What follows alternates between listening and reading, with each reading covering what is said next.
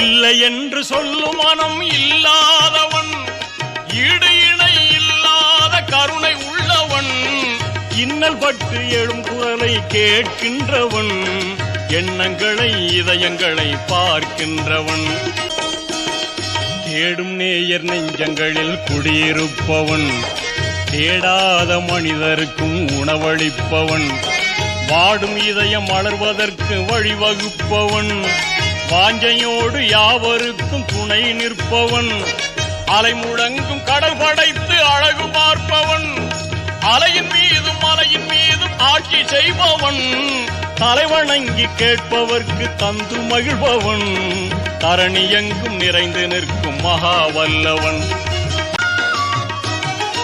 இறைவனிடம் கையேந்துங்கள், அவன் இல்லை என்று சொல்லுவதில்லை.